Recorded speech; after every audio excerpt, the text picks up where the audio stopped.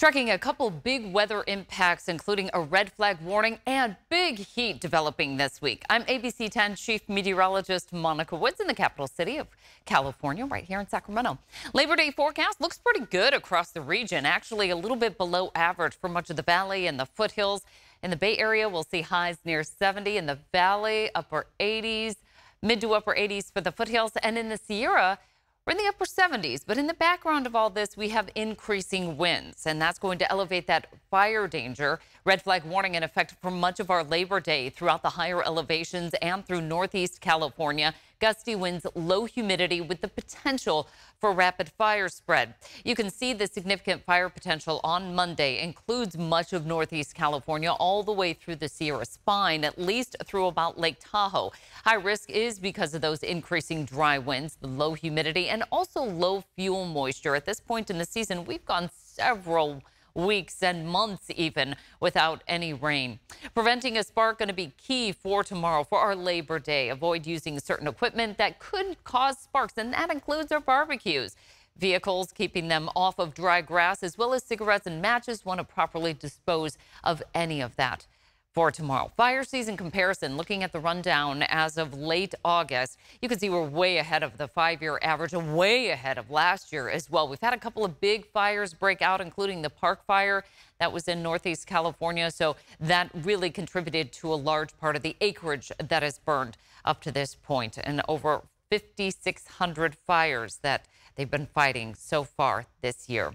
Again, not a lot of wetting rain coming our way. That's just the way things go here in California during the summer season. We had some showers just off to the east of us here, but as far as California, statewide for the wrap-up of our Sunday, generally dry conditions. Little weather feature off the coast. This low pressure system is what's going to be driving in that onshore flow, cooler temperatures, but also again, we are going to have that risk of elevated fire danger, especially for the high country. And you can see it very apparent here with our future wind gusts.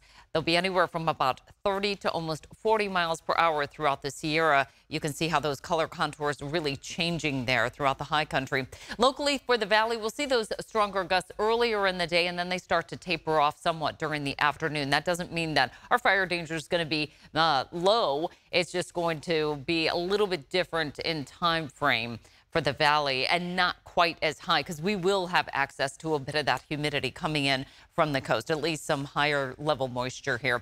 By Tuesday, everything starts to quiet down, but that's when we get into our weather impact alert days because of a big temperature increase, highs in the 100s, and major to extreme heat risk developing through the region. So are we done with the 100s? Well, the average last day of 100-degree heat is September 15th, but the latest last 100-degree day on the record books is October 10th. Now, that was hit in 1991. We had a couple of years where those 100-degree temperatures last deep through September. So it's just one of those situations where you have to be prepared for it, but generally our averages start to decrease. September 1st, the average is 92 degrees, and then it's down to 85 by the end of the month. Average lows a little bit lower, but they stay pretty steady throughout the month of September. But the hottest high temperature in the month of September, 116 degrees. That was hit just 2 years ago, so many of us remembering that one. Average rainfall, it's not much, only about 1/1500ths of an inch. And then the coldest high temperature back in 1930. In the 50s there. Shorter days mean less heat, at least generally speaking, but the atmosphere is really primed to easily reach those 100s at this point in the year. You can see at the summer solstice, we have our primary access to daylight hours, 14 and almost 15 hours of daylight. And then by the fall equinox, we're down to about 12 hours. So that's over a 2.5 hour change there for downtown Sacramento. So we're seeing less and less daylight.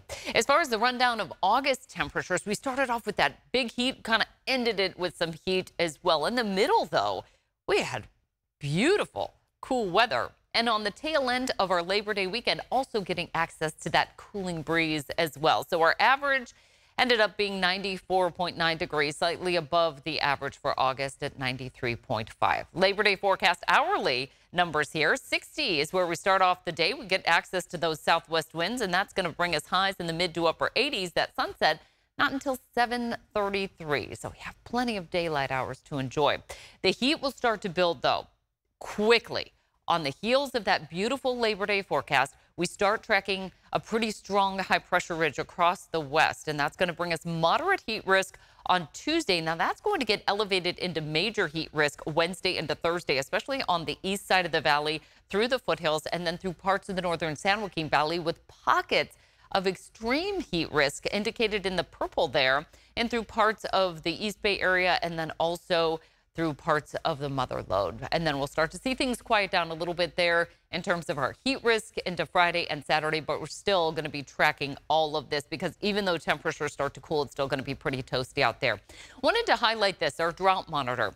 Haven't really paid much attention to this over the past couple of months because generally we're dry and things just get drier and drier. The drought starts to grow, but we are starting to see some growing numbers with our dryness, moderate, and severe categories. So we just a week ago saw no drought covering 66.59% of the state. Our drought severity and coverage index was at 40. And then this latest one that came out actually saw those numbers growing. So we are starting to see at least an increase in our drought severity across the state. As far as our major reservoir levels, those look decent. Now, at this point in the season, also, I should mention, the reservoirs get lower. And it's basically by federal guidelines. You have to let some of that water out. It's our main time that we need water. So they start to feed much of the areas that just don't have access to water. So many of our reservoirs, especially in the northern part of the state, will continue to release water, and they're also making way for the winter rain. So this is kind of a prime opportunity to make way for more water to come in, hopefully, over the winter season. We're still above average, though, for many of our major reservoirs, just Folsom a little bit below average. And then as we travel our way southward here, you can see, again, those numbers are pretty decent throughout much of the state. And that's because we had two back-to-back years of really big rainfall and snowfall. Departure from normal. Now we start to track some of this heat. So that was just kind of the background of where is the drought and how do our reservoirs look. So as we start to deal with some of this heat, on Thursday, we'll see some of the peak conditions Wednesday into Thursday with temperatures well above average. We'll see a little bit of relief later in the week into the upcoming weekend. But the headlines include the time frame when Wednesday and Thursday, with our peak temperatures around 100 to 105, needing shade, SPF, and hydration. Those are going to be the key factors there for our weather impact alert days. Knowing the signs of heat as well. Heat exhaustion, that's going to be the lesser of the two extremes. Thirsty, dizzy, nausea, cool, clammy skin, and sweating a lot. But then when we notch it up one, that goes into heat stroke, headache, red, hot, dry skin, no sweating, calling 911 immediately. And I know our schedules have changed a bit with everybody back in school. So this is a really important key factor as well, looking before you lock, because in just a matter of minutes, that car temperature, interior car temperature, can be extreme and excessive. Even cracking the windows open a little bit isn't enough to give relief to anybody or animal in a car.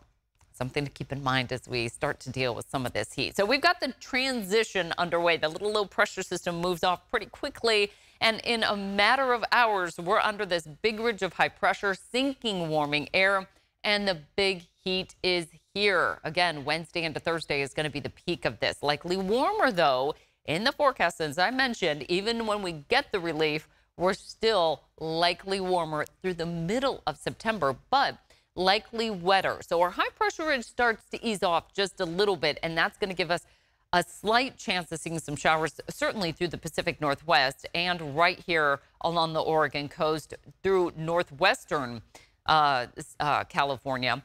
Could potentially, by the end of this week, see a return to some Sierra showers as well. We'll be tracking that especially. Our holiday countdown is underway, though. 1 day until Labor Day, and then we have 21 days until the first day of fall, 60 until Halloween, and 88 to Thanksgiving. All the fall feels, and by that time, those temperatures really start to fall for our average monthly high temperature. By October, we're in the 70s, 60s in November and 50s in December. So we're just at the tail end if you're really looking forward to some cooler weather. Highs for tomorrow in the 70s for this year, 80s and low 90s for the foothills. So along the coast, we're in the 70s as we head inland, 80s. Just a picture perfect, unofficial last day of summer. As far as those highs in the Central Valley, 80s and low 90s, just a little bit below average. And again, we'll be tracking basically dry conditions and the heat for the mountains as well as for the foothills with highs near 100 Wednesday and Thursday, even into Friday. Along the coast, we're in the 70s and low 80s. Look at that temperature on Tuesday. 83 degrees for the Bay Area.